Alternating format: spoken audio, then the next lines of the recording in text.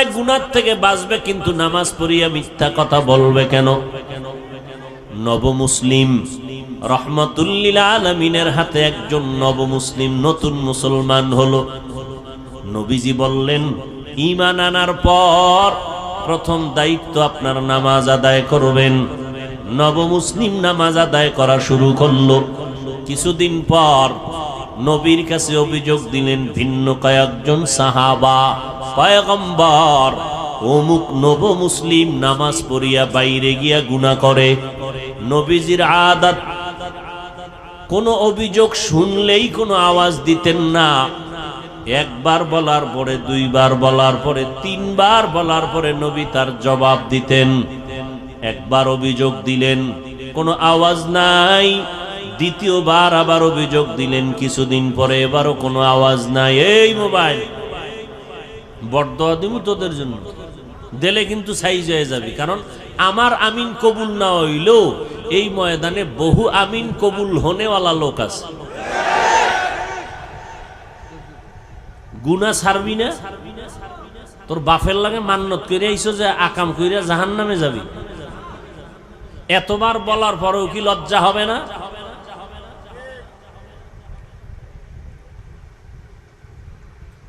ভাইরা আমার, ছোট ছোট বাচ্চার হাতে মোবাইল, এর মা এর বাবা বলে দায়িত্বশীল মা বাপ সন্তানকে ধ্বংস করার জন্য আর কি দরকার? আল্লাহ সবাইকে হেদায়েত দান করুন। পয়গম্বরকে তৃতীয়বার যখন অভিযোগ দিলেন, নবমুসলিম নামাজ পড়ে বাইরে গিয়া গুনার কাজ করে, অভিযোগটা কতবার হলো বলেন? নবী এবার জবাব দিলেন, লম্বা চওড়া কথা না। নবীজি কথা বলতেন সংক্ষেপ, তার ব্যাখ্যা হতো অনেক বড়।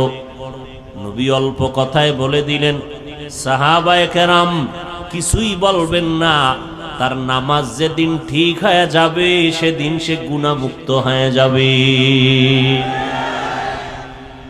মকুন সুসুতি নামাজে পাঞ্জগানা ফাওয়াইলুল লিল মুসাল্লিনাল্লাযিনা মুমিনারা ইনামাজ ইমদাদ দা ইস্তাঈনু আয়াতে কুরআন বাখা আয়াতে কদ আফলাহারা ইয়াদকুন গৌর কুন্দর মানিয়াজ দিল সাদেকুন।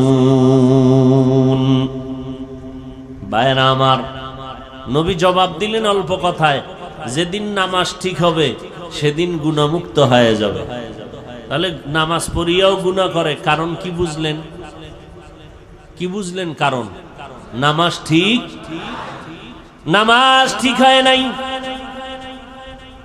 জমিনের মধ্যে সর্বশ্রেষ্ঠ জায়গা মসজিদ। قال النبي صلى الله عليه وآله وسلم أحب البلاد إلى الله مساجدها وأبغض البلاد إلى الله أسواقها। পয়গম্বর বলেন, জমিনের মধ্যে শ্রেষ্ঠ জায়গা হলো মসজিদ, আর সব থেকে খারাপ জায়গা হলো বাথরুম।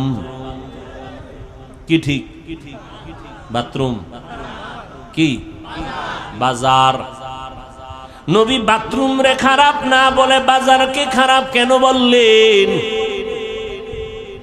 এর একমাত্র কারণ, মানুষ বাজারে গিয়া যেই পরিমাণ গুনাহ করে ফেলে ওই পরিমাণ গুনাহ বাথরুমে হয় না। উত্তম জায়গা আল্লাহর ঘর, যেখানে সেজদা দেয় মানুষ সেখানে কম যায়, বাজারে বেশি যায়। মনে হয় জানো, গোপনে ইশারায় বলতে থাকে, নবী কথাটা মনে হয় ঠিক বলেন নাই। নবী যদি আমগো মনের মতো বলতেন, খারাপ জায়গা হলো মসজিদ, ভালোটা হলো বাজার। মানুষ বাজারের মধ্যে সময় বেশি কাটায়, মারপিটার রং তামাশা সেখানে বেশি হয়। এবার বলবেন বাজারে তো নবীও যাইতেন, আমরা হুজুরেরাও তো বাজারে যাই, ব্যবসা করি। আবু বকর ব্যবসা করেছেন। আমাদের মাযহাবের ইমাম আবু হানিফা রাহমাতুল্লাহ আলাইহি ব্যবসা করেছেন। বাজারে যাইতেন সব নবীরা, সব আল্লাহওয়ালারা। এরপরও কেন বাজারকে খারাপ বললেন? বাজারে যাইতে নিষেধ নাই ও বান্দা, বাজারে গিয়া গুনাহ করা তোমার জন্য নিষেধ। জরুরত সারার জন্য বাজারে যাও, আবার ব্যাক করে ঘরে যাও। ওখানে বাজে কোনো কথা যেন না হয়, কারণ ব্যবসা করা হালাল। আহাল্লাল্লাহুল বাইআ ওয়া হাররামার রিবা। ব্যবসা আল্লাহ হালাল করেছেন, সুদ আল্লাহ হারাম করে দিয়েছেন। এরে নবীর আশিক, উত্তম জায়গা আল্লাহর ঘর, কিন্তু এই জায়গায় মানুষ ঢুকতে গিয়েও কোনো আল্লাহর ভয় অন্তরে রাখে না। আল্লাহর ঘরে যারা যাবে এরা জমিনের কোনো মেহমান না, এরা আমার মালিক রব্বুল আলামিনের মেহমান। এমপি সাহেব ডাকলে মানুষ কত সুন্দর সজ্জিত হইয়া এমপি সাহেবের ডাকে সাড়া দেয়। ও মানুষ, আপন কোনো আত্মীয়র বাড়ি গেলে পুরান জামা বাদ দিয়া নতুন ড্রেস পরিয়া যায়। আমার আল্লাহর বাড়ি নামাজে যারা যাও, তোমরা গেঞ্জি পরে যাও কেন? ময়লা জামা নিয়ে যাও কেন? আল্লাহর মেহমান তো আল্লাহর ঘরে আল্লাহর সাজে সজ্জিত হয়ে যাওয়া দরকার। সেখানে গেঞ্জি পরে যায়, টুপি নাই, জুতা নাই। আবার গেঞ্জির ভিতরে কত বাঘ ভাল্লুক বানরের ছবি, আবার কত ইংরেজি লেখা আছে না নাই? এই হলো নামাজের হালাত। হ্যাঁ, সবার শেষে যায়, আবার সবার আগে বের হয়। পাঁচ বেলার নামাজ তো নাই, ওই জুমার দিন যায়, তাও সুন্নতের খবর নাই। সালামের পরে দুরাকাত ইমাম সালাম দিল, বের হয়ে চলে গেল। জুমার সময় এত মানুষ, এরা ফজরেও নাই আবার আসরেও নাই। এই নামাজ দিয়া মানুষ গুনাহ থেকে ফিরবে না। আল্লাহর নবী বলেন, কিয়ামতের দিন এই নামাজই তাকে জাহান্নামে নিয়ে যাবে। আল্লাহ তাআলা বলেন, আমি মানুষকে একটা কাজের জন্য বানাইছি, ইবাদত। ইবাদত হবে নবীর তরিকায়। সীমানা কত দূর? বলে তোমার জিন্দেগি যেখানে যেখানে যাবে সেখানে ইবাদত। ইবাদতটা নবীর তরিকায় হবে, শুধু জিকির করা ইবাদত না। ও বান্দা, তুমি খানা খাইবা ইবাদত, তুমি খানা খাইবা না তাও ইবাদত। খানা সামনে রেডি, পেটের ভেতরে ক্ষুধা, ইফতারির টাইম বাকি আধা ঘন্টা, ক্ষুধাও আছে, খানাও সামনে আছে হালাল। রোজাদার খাইবেনি কেন? এই সময় খানা খাওয়াটা তোমার জন্য আল্লাহর বিধানে নাই, না খাওয়াটা ইবাদত। খানা হালাল কিন্তু খাওয়া কিনা ইবাদত না। রোজার হালাতে তোমার সামনে খানা, পেটেও ক্ষুধা, তারপরও খাওয়া যাবে না, কারণ আল্লাহর বিধানে নাই, নবীর তরিকায় নাই। এই সময় খানা ক্ষুধা থাকলেও খাওয়া যাবে না, না খাওয়া ইবাদত। নামাজ পড়ো ইবাদত, নামাজ না পড়াটাও ইবাদত। রোজা রাখা যেমন ইবাদত, একটু আগেই কিন্তু জবাব দিয়েছি, রোজা না রাখাটাও ইবাদত। ঈদের দিন রোজা রাখা ইবাদত নাকি রোজা না রাখা ইবাদত? সূর্য যখন ডুবে, সূর্য যখন উঠে, তখন নামাজ পড়া ইবাদত নাকি না পড়া ইবাদত? ভাইরা আমার, নামাজ পড়া যেমন ইবাদত, না পড়াটাও ইবাদত। সব হতে হবে আল্লাহর জন্য, মদিনাওয়ালা নবীর তরিকায়। কিন্তু বড় দুঃখ, আল্লাহকেও চিনি না, মদিনাওয়ালা নবীর আদর্শ তরিকাও চিনি না। এখন আমরা কেমনে ইবাদত করব, সিস্টেম কেমনে জানবো? মদিনার নবী এক ঠিকানা দিয়া গেছেন, ওই ঠিকানায় গেলে ইবাদত শিখবা, তরিকাও পাইবা। ওই ঠিকানার নাম হলো উলামায়ে আহলে হকের সোহবত। इल्मे राज़ करदन बेहिसाब खुल्क़े रादादन जवाबे बासवाब हक नदारत दोस्ते खल्क़ा ज़ारे राह निस्ते ई खसलत एके दिनदारे राह। আল্লাহর জন্য ইবাদত করো, অল্প হলেও নাজাতের জন্য যথেষ্ট। আল্লাহ বেশি আমলের জন্য তোমাকে টাইট করেন নাই, তাকিদ দেন নাই, বরং আল্লাহ কোরআনের এক জায়গায় বলেন আল্লাযী খালাকাল মাউতা ওয়াল হায়াতা লিয়াবলুয়াকুম আইয়ুকুম আহসানু আমালা। আমি তোমাকে জমিনের মধ্যে পাঠাইছি পরীক্ষা করে যাচাই করে দেখব কারা উত্তম আমল করে। আকসারু আমালা বলেন নাই, আহসানু আমালা। বেশি আমল আল্লাহ চান না, আল্লাহ চান অল্প আমল, তবে আমলটা হতে হবে আল্লাহর জন্য। ইবাদত কার জন্য? মা খালাকুতুল জিন্না ওয়াল ইনসি বাখা জুজ ইবাদত নিস্তে মাকসুদ আজ্জাহা। আল্লাহর এক বান্দি, নারী না পুরুষ, আল্লাহ তাআলার এক বান্দি, এমন কোন গুনাহ নাই করে নাই, গুনাহের সাগর, জঘন্যতম গুনাহের মধ্যে লিপ্ত হয়ে নারীটার জিন্দেগিটাকে গুনাহের ফাউন্ডেশন বানায় ফেলল। হেদায়েতের মালিক কে? আর জোরে বলেন মান ইয়াহদিল্লাহু ফাহুয়াল মুহতাদ ওয়া মান ইউদ্লিল ফালান তাজিদা লাহু ওয়ালিয়াম মুরশিদা। আল্লাহ চাইলে হেদায়াত দিবেন তো হয়ে যাবে, আল্লাহ যদি চান না হেদায়াত দিবেন না, সে হেদায়াত পাবে না। আল্লাহ যদি হেদায়াত না দেন, পৃথিবীর কারো ক্ষমতা নাই তাকে হেদায়াতের দরজা দিয়ে ঢুকাবেন। ভাইরা আমার, আমার নবী যার কোনো তুলনা নাই, যেই নবীর মতো নবী নাই। কেমন নবী আমার, যে নবীর চেহারা মোবারকে একটা নজর দিলে দীর্ঘদিনের ক্ষুধা নিবারণ হয়ে যায়। আরো আস্তে করে বলেন কেমন নবী আমার। কপাল বড় খারাপ, আমরা সেই নবীরে চিনলাম না, বহু বিধর্মীরা চিনে চিনে আজ কালেমা পড়েছি। মুসলমানের ঘরে জন্ম নিয়ে নবীকে চিনলি না রে যুবক। যদি নবীকে চিনতে রে বাবা, ওই নবীর আদর্শ জবাই করতা না, বেঈমানের পা চাটা গোলাম হইতা না।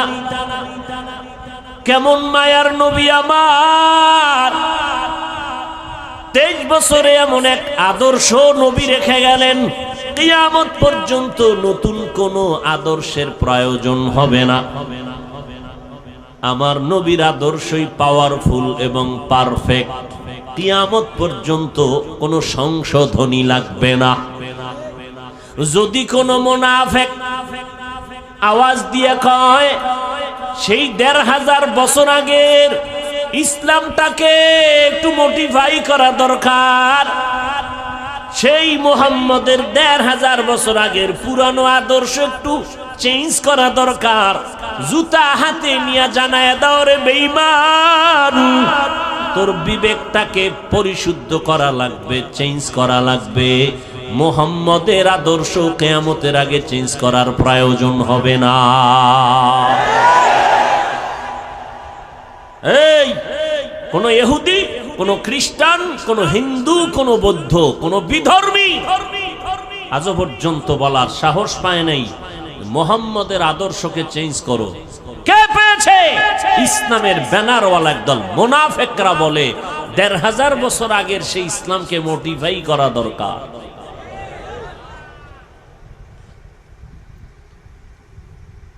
এদের থেকে খুব সাবধান। ওই নবীর আদর্শ এত পাওয়ারফুল এবং পারফেক্ট, ১৫০০ বছর পর আজও সেই নবীর আদর্শের কারণে এত গরমের মধ্যেও হাজার হাজার মানুষ বসে আছেন। টাকার লোভ নাই, খাওয়ানোর কোনো ফিকির নাই, বসার জায়গাও ভালো না। কোন এমপি সাহেব এতগুলো মানুষ যদি এক জায়গায় বসায় রাখতে চাইতেন, আসা যাওয়ার অগ্রিম গাড়ি ভাড়া দিতে হতো, ঠিক নেই? বসার জন্য ভিআইপি ব্যবস্থাপনা, এরপরে ফাঁকে ফাঁকে নাস্তা, না হয় চেয়ারের বাড়ি, এরপরে নিয়ন্ত্রণের জন্য কত আইন শৃঙ্খলা বাহিনী। কিন্তু তাকাইয়া দেখো, এতগুলো মানুষ এখানে বসে, আসা যাওয়ার ভাড়া দেওয়া হয়েছে, বরং ফাঁকে দিয়া কিছু টাকা রেখেও দিল দ্বীনের নিসবতে দান হিসাবে। অনেক আবেগওয়ালা মুমিন পুরা টাকা দিয়া দিয়েছে দ্বীনের জন্য, প্রয়োজনে হেঁটে হেঁটে ঘরে যাবে। বসার ভিআইপি ব্যবস্থা, কথা বলেন না কেন? অনেকে দাঁড়ানো, বসার কোনো জায়গা নাই। কে ধনী, কে গরিব, কে শিক্ষিত, কে মূর্খ, কোনো ভেদাভেদ নাই। ফাঁকে ফাঁকে কোনো পানীয় নাস্তার আয়োজন, নিয়ন্ত্রণের জন্য কোনো আইন শৃঙ্খলা বাহিনী। এতগুলো মানুষ র্যাব, আর্মি, পুলিশ, বিডিআর দিয়াও নিয়ন্ত্রণে রাখা যায় না। আর এতগুলো মানুষ, বসার কাইফিয়াত নাই, জায়গা সুন্দর না, খানারও আয়োজন নাই, টাকারও কোনো ব্যবস্থা নাই, যাবে কেমনে ঘরে তারও কোনো চিন্তা নাই, চুপচাপ বসে আছে। একটু চিন্তা করা দরকার, এটাকে কেউ না কেউ পেছন থেকে নিয়ন্ত্রণ না করলে তো হয় না। যিনি কুদরতের দ্বারা নিয়ন্ত্রণ করেন তিনি আমার আল্লাহ। ওই আল্লাহকে এখনো চিনো না রে যুবক? কই আজকে এত দুশ্মন সারা দুনিয়া জুড়ে?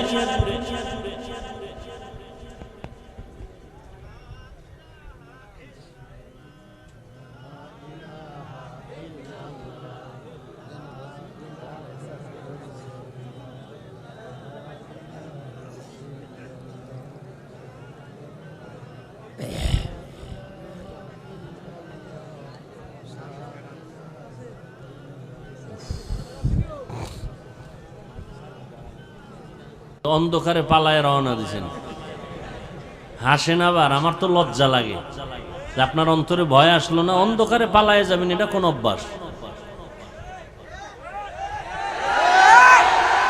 ঠিক বে ঠিক বুঝে বইলেন, বদনাম কিন্তু আপনাদেরই। ভাইরা আমার, সারা পৃথিবী জুড়ে এত দুশ্মন, ইহুদি বেঈমান সব বিধর্মীরা চায় কোরআনের আওয়াজ বন্ধ হয়ে যাক, মাদ্রাসা বন্ধ হয়ে যাক, ওয়াজ মাহফিলের মাইকের আওয়াজ বন্ধ করো, শব্দ দূষণ। এইভাবে যুগে যুগে ওরা ষড়যন্ত্র করলো, হাজারো মাদ্রাসা বন্ধ করে দিল, আলেমরে জবাই করলো, ফাঁসির মঞ্চে ঝুলাইলো। এখনো অপচেষ্টা কম করে না কোরআনের আওয়াজ বন্ধ করার জন্য। অথচ আমরা তাদের বিরোধী শক্তি না, আমরা বিরুদ্ধে বলি না। এতক্ষণ বয়ান করলাম, আরো করি, করতেছি, করব। কই হিন্দুদের বিরুদ্ধে বলি নাই, খ্রিস্টানের বিরুদ্ধে বলি নাই, ইহুদির বিরুদ্ধে বলি নাই, বৌদ্ধদের বিরুদ্ধে বলি নাই। এমনকি আমাদের ভেতরগত মুসলমানের ভেতরে কত দল আর কত মত। পাঁচকল্লি টুপি মাথায় দিয়ে বয়ান করতেছি, কোনদিন ভিন্ন টুপিওয়ালার বিরুদ্ধে বলি নাই। অথচ তাদের কাছে একটু জিজ্ঞাসা করতে মনে চায়, তুমি আমার সাদা টুপির বিরোধিতা কেন করো? কওমি মাদ্রাসায় লেখাপড়া করলাম, আজ পর্যন্ত আলিয়ার বিরুদ্ধে বলি নাই, স্কুল কলেজের বিরুদ্ধে বলি নাই। তাদেরকে জিজ্ঞাসা করতে মনে চায়, হযরতের আপনারা কওমির বিরোধিতা কেন করেন? তাবলীগের সমর্থন করি, কোনোদিন তাবলীগ যারা করে না গালি দেই না, হিংসা করি না, দেখলে সালাম দেওয়ার চেষ্টা করি। জিজ্ঞাসা করতে মনে চায় আপনি কেন তাবলীগের বিরোধিতা করেন? ইয়া নবী সালামু আলাইকা বলিয়া যারা দাঁড়াইয়া নবীর টান দিয়া মদিনার থেকে নিজের বুকের সাথে নিয়ে আসেন স্টেজে, আমরা গালিও দেই না, হিংসাও করি না, দেখলে সালাম দেই। কিন্তু জিজ্ঞাসা করতে মনে চায় আমরা যারা ইয়া নবী সালামু আলাইকা বলি না, আপনাকেও খারাপ জানি না, আপনি কেন আমাকে খারাপ জানেন? এত বয়ান করি, একটা ইচ্ছা করে কাউকে আঘাত করার মূলক কোনো কথা বলি না। দুই একটা কথা যদি অনিচ্ছায় হয়ে যায়, আল্লাহর কাছে বারবার ক্ষমা চাই। বয়ানের শেষে মোনাজাতে তওবা করি, ক্ষমা চাই। কারণ যে যেই লাইনেই হই না কেন, এখানে কত লাইনের মানুষ, কেউ সাদা টুপি, কেউ কালো টুপি, কেউ বসে নবীরে সালাম দেয়, দরুদ পড়ে, কেউ দাঁড়ানো, কেউ কওমি, কেউ আলিয়া, কেউ চরমনাই, কেউ তাবলীগ, আছে না? কিন্তু আমাদের দিলের তামান্না এবং অন্তর বড়, আমরা সব কথার একটা কথা দিয়ে দিলটারে সান্ত্বনা দেই।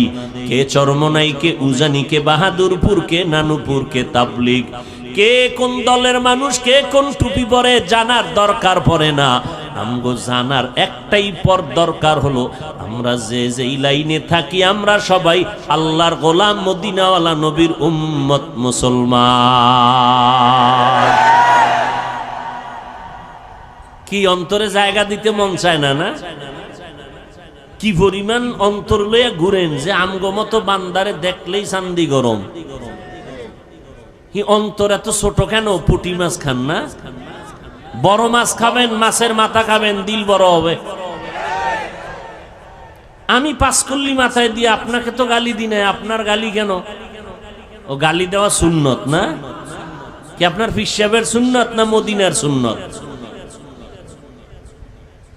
এরে যুবক, অন্তরটাকে বড় বানা, মানুষের বুকে লাগানোর গুণটা অর্জন কর।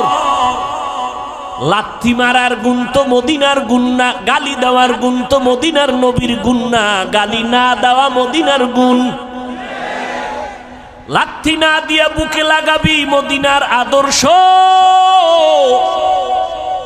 যদি বান্দার দিলটা নরম থাকে আলহামদুলিল্লাহ, গরম থাকলে বেশি বেশি রোজা রাখো, মদিনার নবীর উপরে দরুদ পড়ো, দিল ঠান্ডা হয়ে যাবে। দরুদ পড়লে কি জেলাভি লাগবে? এটা কোন কথা? হাঁটতে, চলতে, উঠতে, বসতে সব সময় নবীর দরুদ পড়ো। দরুদ কম হবে না বেশি? দরুদ পড়লে কি দাঁড়াইতে হইব? তাহলে ঘুমাবাও দাঁড়াইয়া। কেউ যদি বিছানায় শুয়ে শুয়ে দরুদ পড়ে সওয়াব হবে না গুনাহ? যত পারো দরুদ পড়ো। এরপরেও মা বাবা সন্তানের মাঝে ঘরের ভিতরে তর্ক হয়নি। এই যুবকেরা সোজা হ, দিল সোজা কর, তোর মাথা সোজা করতে কই নেই। ঘরের ভিতরে সন্তান মা বাবার ভিতরে, ঘরের ভিতরে বসে তর্ক হয়নি। তর্ক হইলে কি সন্তানেরা ফেসবুকে লেখে বাবার বিরুদ্ধে, মায়ের বিরুদ্ধে, মাইক লাগায়। তা চারদিকে দুশ্মন আর দুশ্মন, ক্যামেরা ফিট করা সাংবাদিক, গোপন হলুদ সাংবাদিক, দোষ পাইলে তিলেরে তাল বানাবে। আমরা বিতর্কত যদি টুকটাক দ্বন্দ্ব হয়, এটা ফেসবুকে লেখো কেন? ও তোমার লজ্জা নাই, এই কারণে। তো লজ্জাপতি গাছ আছে আমগো কুয়াকাটা আছে, হ্যাঁ, এই গাছের শিকড় খাও দুইয়া দুইয়া। পয়গম্বর বলেন লা ঈমানা লিমান লা হায়া আলা, আল্লাহর কসম আমার সোনার বাংলাদেশে নাস্তিক আছে হাতে গোনা কয়েকটা, বেশি মাদ্রাসা কম। পীর মুরিদি, মুসলমান, মসজিদ, আলেম ওলামা, ছাত্র। আমাদের সামনে কথা বলতে হলে তো অনুমতি নেওয়া দরকার ছিল। কথা ঠিক না? আমরা কেন দুর্বল? একমাত্র কারণ আমাদের ভেতরে একতাবদ্ধতা নাই।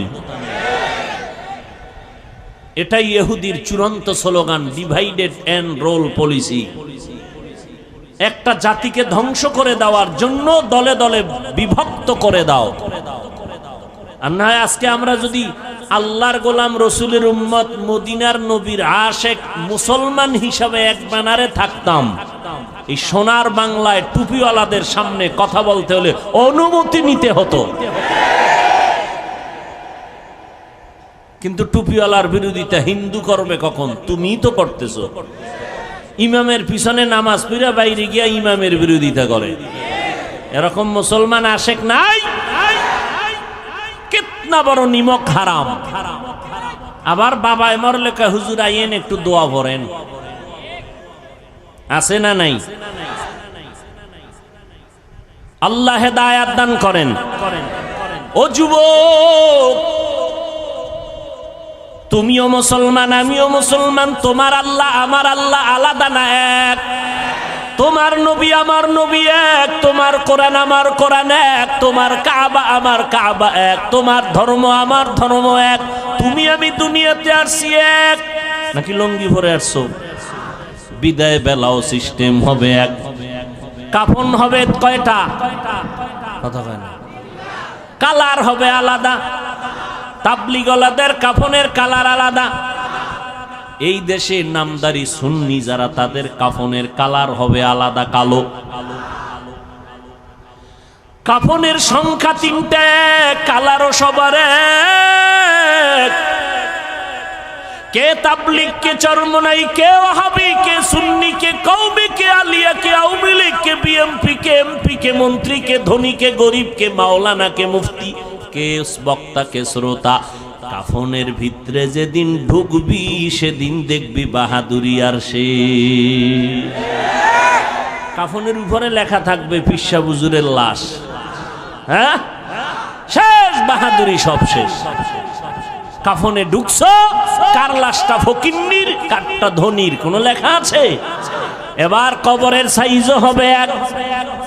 কবরের মধ্যে রেখে মাটি পাড়াইয়া দিবে, শুধু পীর সাহেবের সাথে একটা মাইক লাগানো থাকবে, টেলিফোনের যোগাযোগ করবে।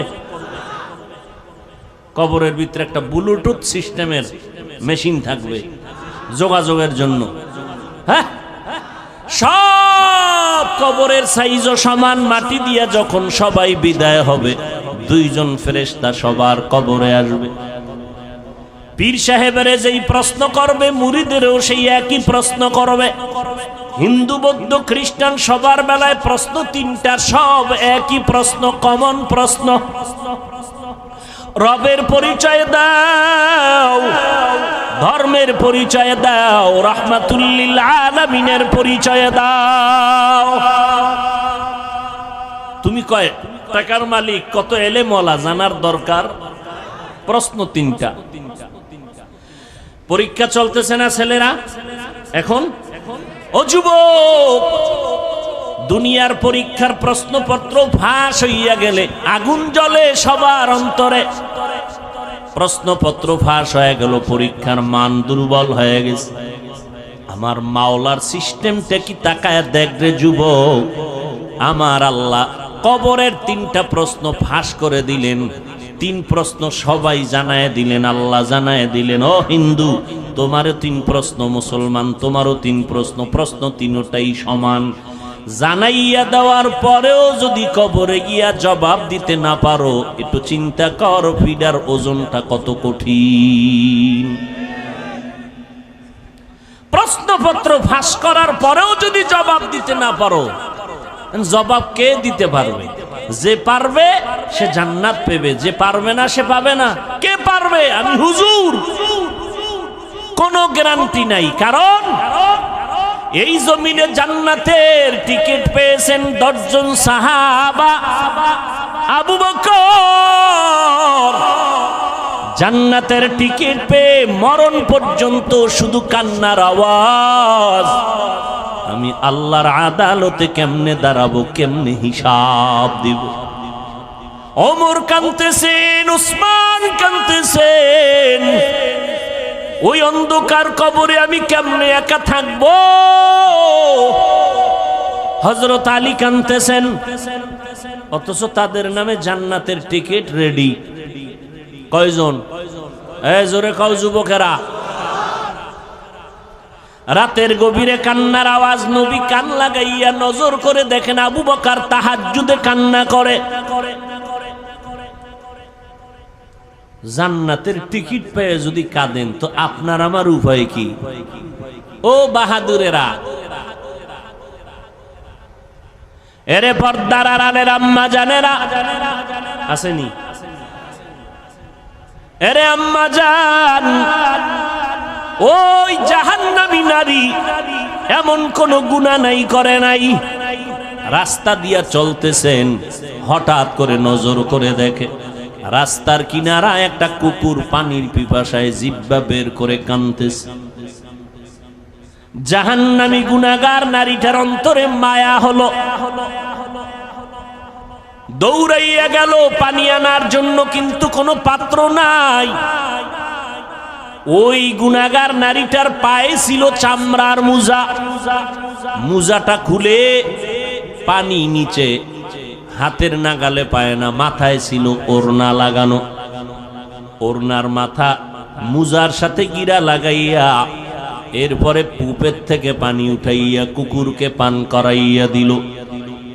সাথে সাথে গাইবি আওয়াজ, মদিনার নবী বলেন, ও সাহাবায়ে কেরাম শুনো, এত বড় গুনাহগার বান্দিটা শুধু কুকুরকে পানি পান করাইলো আমার আল্লাহর মোহব্বতের জন্য।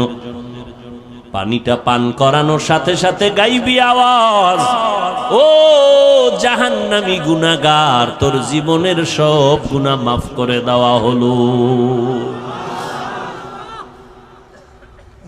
এই জন্য কোন ছোট নেক আমলকে ছোট মনে করে ছেড়ে দিবেন না, কারণ একটা ছোট আমল যদি আল্লাহ কবুল করে দেয় এটাই আপনার জন্য বড় পাওয়া।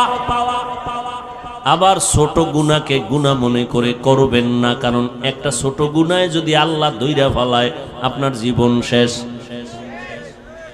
আল্লাহর আর একজন বান্দি জীবনভর নেক আমল করেছে, আগের বান্দি জীবনভর গুনাহ করছে, আর এই বান্দি জীবনভর নেক আমল করেছে।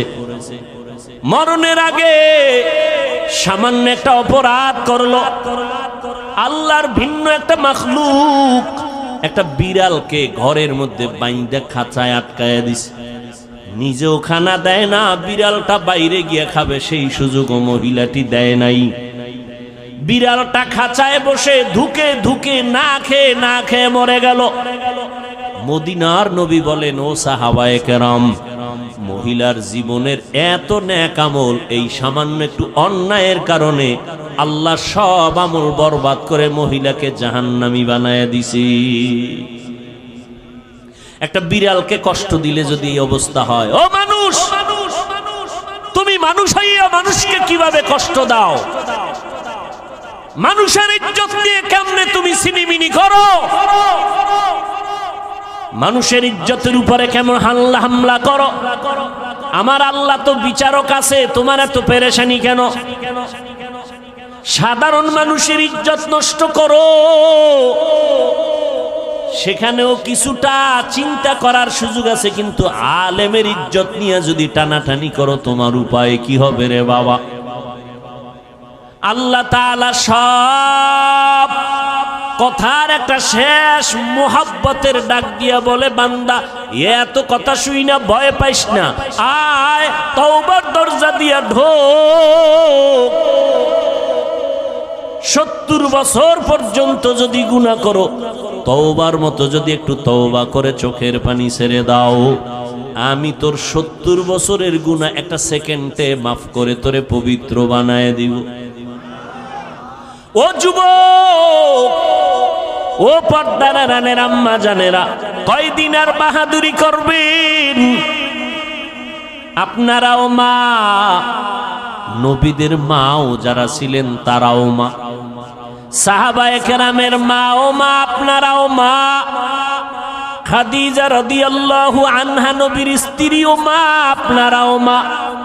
আয়েশা রাদিয়াল্লাহু আনহা নবীর স্ত্রী, আমাদের মা, আপনারাও মা, হাফেজে কোরআনের মা, ও মা আপনারাও মা, ও মা, এত সম্মান আল্লাহ দিয়েছেন, নবী দিয়েছেন, ইসলাম দিয়েছেন আপনাদের। আল্লাহর কসম, দুনিয়ার কোন তন্ত্র মন্ত্র যদি নতুন করে নারীদের সম্মান দিতে চায়, কসম করে বলে গেলাম, নারীদের সম্মান হবে না, হবে অপমান। আল্লাহ যা দিছে, তোমার আব্বা মিলে কি তার থেকে বাড়াইতে পারবা? নিয়া পাকনামি করো। মোবাইলওয়ালা মোবাইল বানাইছে, মোবাইলটা চালাইলে সুস্থ থাকবে কেমনে তার ক্যাটালগ দিয়েছে। গাড়িওয়ালা গাড়ি বানাইয়া গাড়িটা কিভাবে চালাইলে সুস্থ থাকবে তার ক্যাটালগ দিয়েছে। আল্লাহ বানাইছেন মানুষ, আসমান আল্লাহ বানাইলেন আমার জন্য, জমিন আল্লাহ বানাইলেন মানুষের জন্য, সূর্যের আলো আমাদের জন্য, চাঁদের আলো আমাদের জন্য, বাতাস আমাদের জন্য। এগুলো ব্যবহার কেমনে করবি? আমার আল্লাহ ক্যাটালগ দিলেন কোরআন আর আমার নবীর মাধ্যমে। মন গড়া যদি শান্তির স্বপ্ন দেখো, শান্তি হবে না, হবে অপমান আর অশান্তি। এত দুশ্মন, চতুর্মুখী দুশ্মন আমাদের বিরুদ্ধে। বেঈমানেরাও দুশ্মনী করে, ঘরের মধ্যে মুসলমান ব্যানার লাগাইয়াও দুশ্মনী করে। তাবলীগ বন্ধ করে দাও, জিকির বন্ধ করে দাও, অবুক আল্লাহওয়ালারে বন্ধ করে দাও, বায়ান বন্ধ করে দাও। এরকম মুনাফিক আমাদের মাঝে অভাব নাই। এবার আপনারা বলেন, এত দুশ্মনীর মাঝেও আল্লাহর শুকর, আমরা যারা নবীর তরিকা মানিয়া সুন্নত অনুযায়ী চলি, আমগো সম্মান কমতেছে নাকি বাড়তেছে? আর কেমনে দেখাইলে আপনারা সুন্নত মানবেন? আর কিভাবে বললে রসুলের সুন্নত মানবেন? ও যুবক, নবীর সুন্নতের থেকে আরো কোনো ভালো আদর্শ আছে কিনা বলো, তাহলে আমি নবীরটা বাদ দিয়া তুমি দাও, আমি সেটা গ্রহণ করব। নবীরটা ভালো না হয়ে যদি আরো কারোটা ভালো হয় দাও, আমি নবীরটা বাদ দিয়া তোমার সেটা গ্রহণ করব। দাও। তুমি কেন? পৃথিবীর কেউ পারেনি, পারবে না। এক কথায় বলে দেই, পৃথিবীর কিয়ামত পর্যন্ত যত আদর্শ আসবে, আসছে, সবগুলো নাপাক। একমাত্র মদিনার নবীর সুন্নত আর আদর্শই হলো পাক। অতএব তুমি নবীর সুন্নাত মানবা না তো হিন্দুরা মানবে। আমার নবীর তরিকা, কেমনে চুল কাটবা, কেমনে চুল রাখবা, নবীর সুন্নাত নাই। নবীরটা ভাল লাগে না? বেঈমানের পা চাটো, আবার দাবি করো আশেকে রসুল। লজ্জা করে না? লজ্জাপতি গাছের শিকড় খা। আঙ্গুলের নখগুলো কেমনে রাখবি রে যুবক? আল্লাহরে সাক্ষী রেখে বল, নখ কাটার মধ্যে আমার নবীজির আদর্শ আছেনি? বেঈমানেরটা মানো কেন? মুহাম্মদেরটা ভাল লাগে না, আবার আশেকে রসুল দাবি করো। এই চাপাবাজির ভ্যালু কি? আমার নবীর সুন্নত, পানিটা কেমনে পান করবা সেখানেও নবীর সুন্নত, জুতা দুইটা কেমনে পায়ে পরবা সেখানেও নবীর সুন্নত, জামাটা কেমনে খুলবা পরবা সেখানেও নবীর সুন্নত। মানলে তুমি সুন্নি, মানবা না তুমি নবীর বড় দুশমন। তোমার পোশাকের মধ্যে নবীর সুন্নত কই? তোমার আঙ্গুলের নখ কাটার ভেতরে নবীর তরিকা কই? জীবনে ঘড়িয়াতে দেই না, ওয়াজের কারণে টাইম দেখা লাগে, এই জন্য মাঝে মাঝে দেই, তাও ডান হাতে দেই। বাদশা হারুন রশিদের যুগে ঘড়ির জন্ম, এর আগে ঘড়ি ছিল না এই সিস্টেমে। ডান হাতে দেই কেন? ছাত্র জীবনে ওস্তাদ বলেছেন সেই ছোটবেলা, এই ছেলে বাম হাতে ঘড়ি দিবি না যদি কখনো দাও, কারণ কোন মুরব্বী যদি তোর ওস্তাদ সমতুল্য কয় টাইম কত, বাম হাতটা সামনে নিবি না ডান হাতটা নিবি। গুনাটুনা কিছু নাই, কিন্তু আদবের একটা বিষয় আছে, কোনো গুনাটুনা নেই। ভাইরা আমার, আর তুমি শিক্ষকের সামনে বিড়ি টানো না, হাসো কেন? লজ্জা করে না? কানতে থাক বেটা, কানতে থাক। শিক্ষকের সামনে বিড়ি টানে, মোবাইলে কথা বলে, আরো কত অপরাধমূলক কাজ করে, কোনো সীমা নাই। আর এখনো এত বড় বক্তা হইয়াও চেষ্টা করি ওস্তাদ পাইলেই জুতা দুইটা হাতের মধ্যে নিয়ে টানি, মা বাবার জুতা এখনো ধুইয়া দেই। কি শিখেছো? আদব কি শিখেছো? রাস্তা দিয়ে হাঁটলে কোনো মুরব্বির পাশে যদি থাকি, সূর্যের ছায়া পড়লে চেষ্টা করি আমার ওই মুরব্বির ছায়ার উপরে যেন আমার পাও না পড়ে। এটা গুনাটুনা কিছু না, যত আদব দেখাবো তত আল্লাহ খুশি হবেন। আর মায়ের সামনে বাবার সামনে মোবাইল চালাও, টেলিভিশন দেখো, নাচ গান দেখো, লজ্জা করে না? ঘড়িটা হাতে দিয়া বাম হাতে দৌড়াও, বান্ধবী নিয়ে আড্ডা দিতেছো, মা বাবার সামনে লজ্জা করে না? কয় কিসের লজ্জা, আব্বা আম্মাও তো এই পথের যাত্রী। ও আম্মা জান, আপনার ছেলেটাকে ডাক্তার বানাবেন, কলিজা দিয়া দোয়া করে গেলাম, ইঞ্জিনিয়ার বানাবেন, প্রফেসর বানাবেন, এসপি বানাবেন, তবে দাবি হলো বেয়াদব বানাবেন না। আপনার সন্তানের ব্যবহারে যেন কোনো আলেম কষ্ট না পায়, আপনার সন্তানের আচরণ এলাকার কোনো মুরব্বী যেন কষ্ট না পায়, আপনার সন্তানের আচরণে যেন সবাই দোয়া করে। আরে এমন আদর্শ সন্তান যদি বানাইতে হয়, আব্বা আম্মাকে আগে আদর্শওয়ালা হওয়া দরকার। ও যুবক, পেছনের গুনাহ থেকে এখনো সুযোগ আছে, তওবা করো।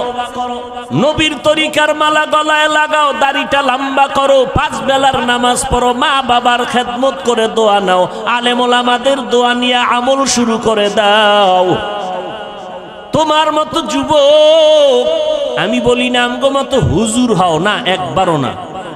তুমি যেই লাইনেই আছো ওই লাইনে থাকিয়া নবীর তরিকা মতে চলো, নামাজ পড়ো। তোমার মতো যুবক সন্তান স্কুল কলেজে পড়ে, 5 বেলার নামাজি, মিথ্যা বলবা না, বলো আছে না নাই? তুমি পারো না কেন? আগামীকালকে ওই ছেলে মেয়েদের পাও ধোয়া পানি নিয়ে খালি পেটে 3 বার পান করবা, যে তোরা স্কুল কলেজে পড়ো, নামাজ পড়ো, আমি কেন পারি না, কপাল খারাপ, আব্বা আম্মার বরদোয়া লাগছে আমার কপালে। ও যুবক, তোমার মতো যুবক সন্তান তাকায়া দেখো, র্যাব আর্মি পুলিশ বিডিআরের চাকরি করে দাড়িওয়ালা নামাজি আছে না নাই? তুমি কেন পারবা না? মই নদীর মধ্যে মাছ ধরে, নামাজ ছাড়ে না, জমিনে কৃষি কাজ করে, নামাজ ছাড়ে না, তুমি কেন পারো না?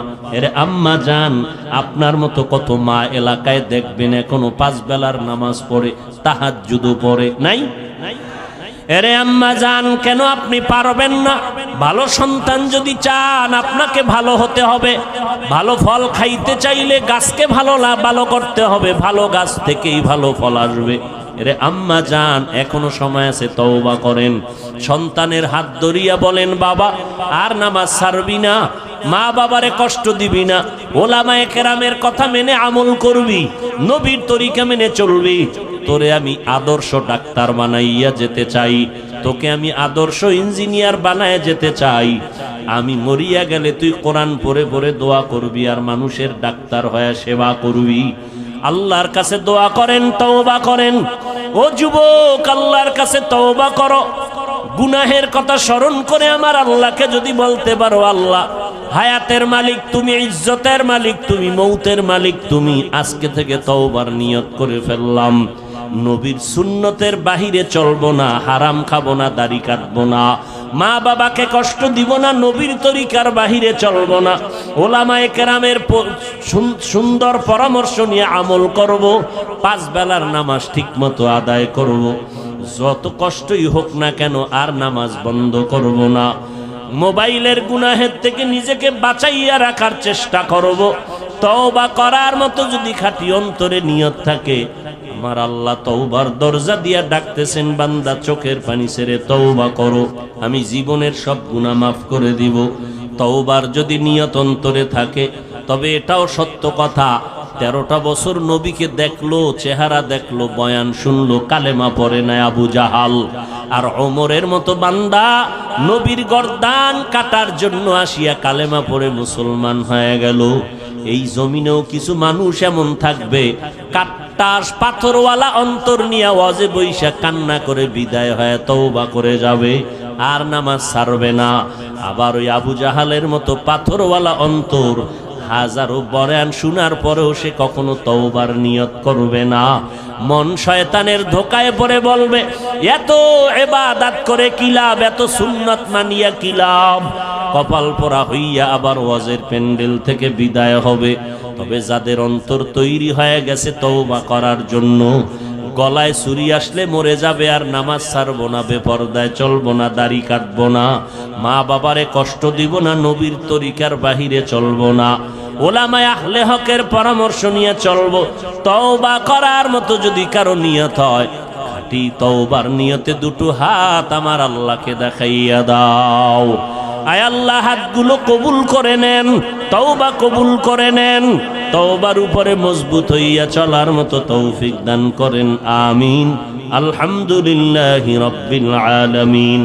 ওয়াসসালাতু ওয়াসসালামু আলা সাইয়্যিদিল আমবিয়াই ওয়াল মুরসালিন ওয়া আলা আলিহি ওয়া আসহাবিহি আজমাইন। ইয়া আরহামার রাহিমিন, ইয়া আরহামার রাহিমিন, ইয়া আরহামার রাহিমিন। রব্বিরহামহুমা কামা রব্বায়ানি সগীরা। আল্লাহুম্মা ইন্নাকা আফুউন কারীম তুহিব্বুল আফওয়া ফা'ফু আন্না। আল্লাহুম্মা ইন্না নাসআলুকা রিযাকা ওয়াল জান্নাহ ওয়া নাউযু বিকা মিন সাখাতিকা ওয়ান নার। اللهم إنا نعوذ بك من البرص والجنون والجذام وسيء الأسقام। ও দয়ার মালিক, গুনাহের বোঝা নিয়ে আপনার দরওয়াজায় হাজির। দুনিয়াতে যেদিন আসছিলাম কত পবিত্র, মা বাবা কত আনন্দ করেছিলেন। আজ শয়তানের ধোকায় পড়ে সেই জীবনটাকে গুনার দ্বারা নাপাক করে ফেলেছে। গুনার কারণে আমার হাত না পাক, আমার চোখ না পাক, আমার জিহ্বা না পাক, আমার নাক। আয় আল্লাহ, তওবার নিয়তে হাত তুলিছি, আর গুনাহ করব না রে আল্লাহ। মেহেরবানি করে আমাদের জীবনের গুনাহগুলো মাফ করে দেন আল্লাহ। সারা দুনিয়াবাসীকে মাফ করে দেন, পর্দার আড়ালের মা বোনদের মাফ করে দেন আল্লাহ। সুন্নাতওয়ালা জিন্দেগি আমাদের দান করেন। আয় আল্লাহ, সারা দুনিয়াবাসীকে মাফ করে দেন, বাংলাদেশ শান্তির দেশ বানায় দেন, প্রশাসনিকভাবে যারা কাজ করে দিনদার বানায় দেন, জনপ্রতিনিধির দায়িত্ব যারা পালন করে দিনদার বানায় দেন।